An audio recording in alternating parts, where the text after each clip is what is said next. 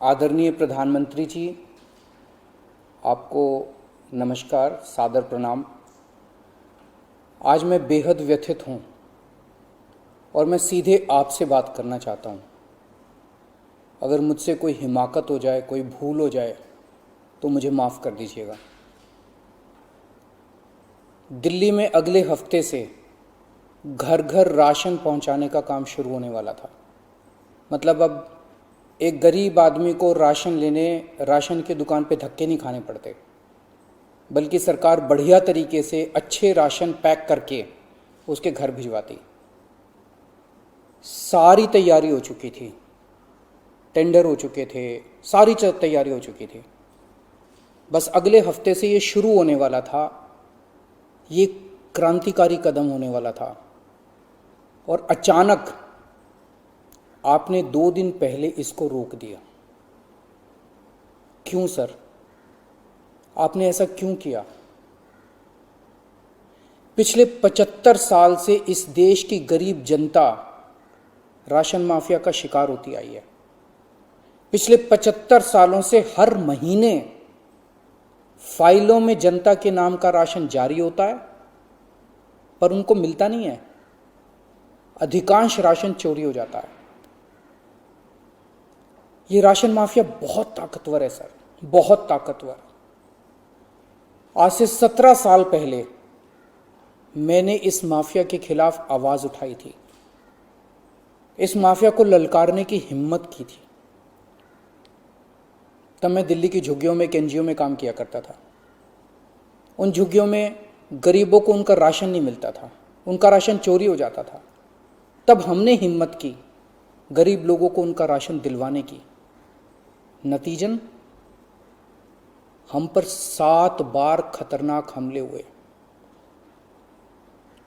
और एक बार तो इन लोगों ने हमारी एक बहन का गला काट दिया, लेकिन भगवान के दया से वो बच गई उस वक्त। तब मैंने कसम खाई थी कि इस व्यवस्था को अपने जीवन में कभी ना कभी जरूर ठीक करूंगा। तब तो दूर दूर तक सपने में भी नहीं सोचा था कि एक दिन दिल्ली का सीएम बन जाऊंगा। पर कहते हैं ना कि जब आप निस्वार्थ भाव से कोई संकल्प करते हैं तो ऊपर वाला भी अपने तरीके से आपका संकल्प पूरा करने में मदद करता है। इस ब्रह्मांड की सारी शक्तियां आपकी मदद करती हैं। इस राशन माफिया के तार बहुत ऊपर तक हैं सर। 75 साल में आज तक कोई सरकार इस माफिया को खत्म करने की हिम्मत नहीं कर पाई। दिल्ली में पहली बार एक सरकार आई है जिसने ये हिम्मत दिखाई है। अगर ये घर घर राशन व्यवस्था लागू हो जाती ना सर, ये राशन माफिया खत्म हो जाता। पर देखिए ये राशन माफिया कितना ताकतवर निकला।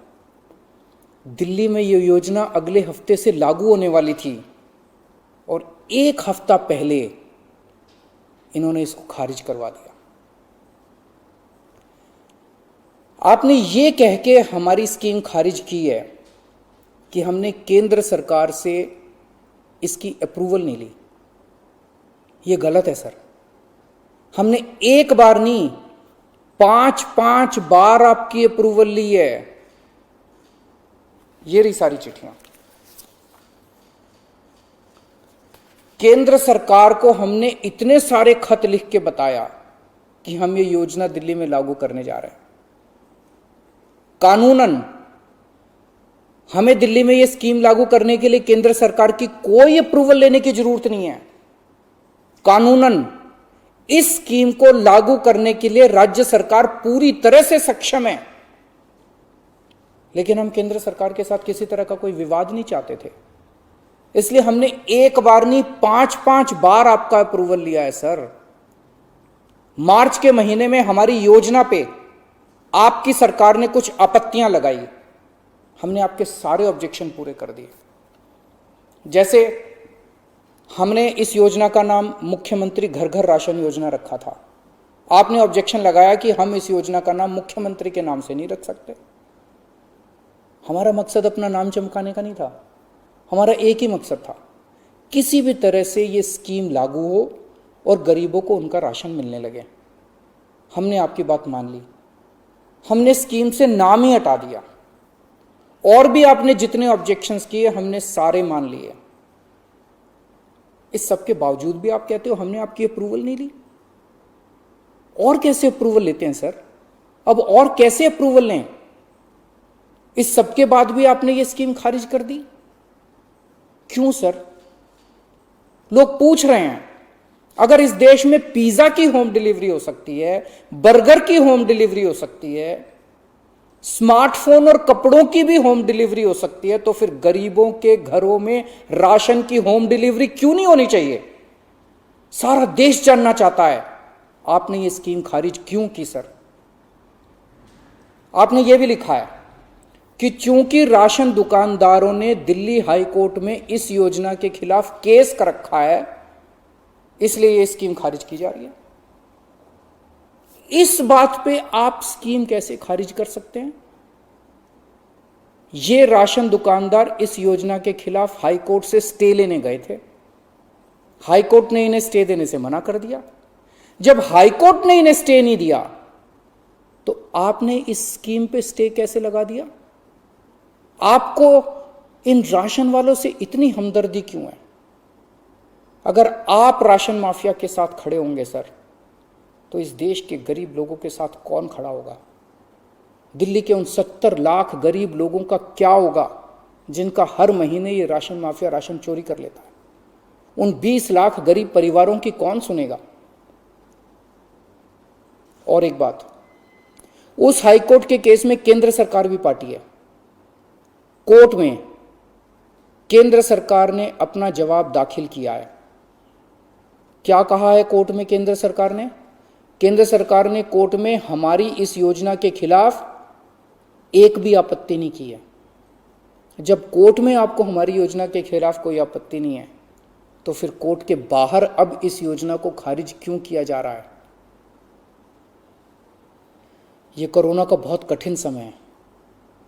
मैं कई ऐसे लोगों को जानता हूं जो कोरोना होने के डर से राशन लेने नहीं जाते। राशन दुकान पे भीड़ लगती है, लोगों को लगता है कि अगर वो राशन लेने गए तो उन्हें कोरोना हो जाएगा। ये सब गरीब लोग हैं सर। इनमें कई लोग कोरोना काल में अपनी नौकरी खो चुके हैं, उनके घर में अब खाने को नहीं है। अगर हम उन्हें इनके घर तक राशन पहुंचाना चाहते थे, तो इसमें आपको क्यों आपत्ति है? कहा जा रहा है कि तीसरी लहर बच्चों पे भारी पड़ेगी।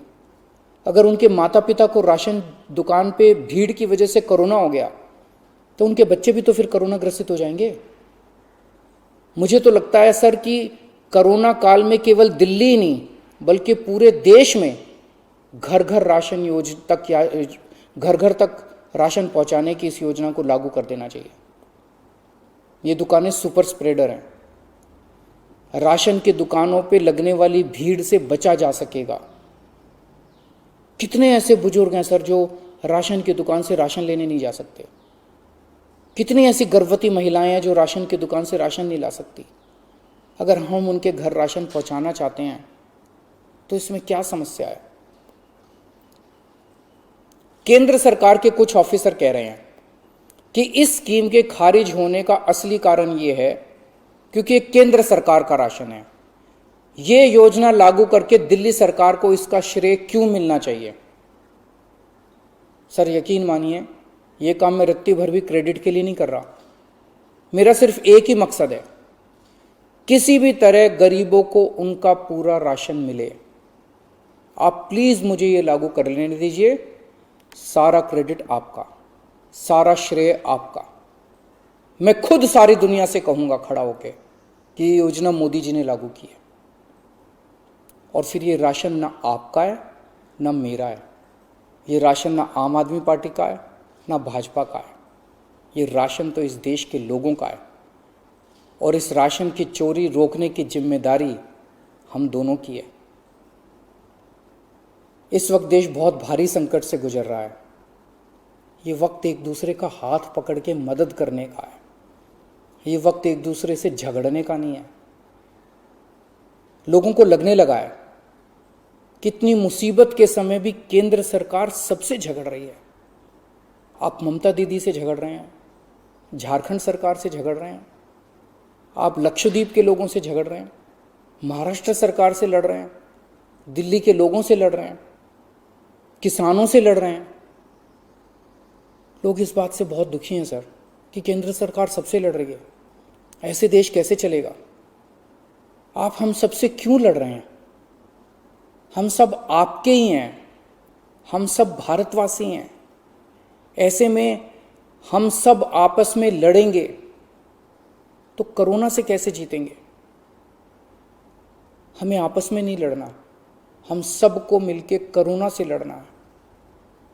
कल सब लोग अखबारों की ये हेडलाइन पढ़ना चाहते हैं, मोदी जी ने दिल्ली सरकार के साथ मिलके दिल्ली के हर गरीब के घर राशन पहुंचाया। ये पढ़ना चाहते हैं लोग टीवी चैनलों पे ये ब्रेकिंग न्यूज़ देखना चाहते हैं कि मोदी जी और केजरीवाल ने मिलके दिल्ली के लोगों के, गरीब लोगों के घरों तक राशन पहुंचाया। लोग ये खबर पढ़ना चाहते हैं सर, लोग ये खबर सुनना चाहते हैं। लोग ये नहीं सुनना चाहते कि केंद्र सरकार ने फिर से दिल्ली सरकार से झगड़ा कर लिया, कि केंद्र सरकार ने फिर से दिल्ली सरकार की एक और अच्छी योजना पर रोक लगा दी। मैं हाथ जोड़ के दिल्ली के 70 लाख गरीब लोगों की ओर से आपसे विनती करता हूं, सर प्लीज इस योजना को मत रोकिए। ये राष्ट्रहित में है, इसे होने दीजिए। आज तक राष्ट्रहित के सभी कामों में मैंने आपका साथ दिया। मैंने हमेशा कहा है कि राष्ट्रहित के किसी भी काम में राजनीति नहीं होनी चाहिए। अगर कोई विपक्षी पार्टी की सरकार भी राष्ट्रहित में कोई काम करती है, हम उसका साथ देते हैं। राष्ट्रहित के इस काम में आप भी हमारा साथ दीजिए सर। अभी तक की सरकारों ने देश के गरीब लोगों को 75 साल तक राशन की लाइन में खड़ा रखा। इन्हें और अगले 75 साल राशन की लाइनों में खड़ा मत कीजिए सर, नहीं तो ये लोग मुझे और आपको कभी माफ नहीं करेंगे। जय हिंद।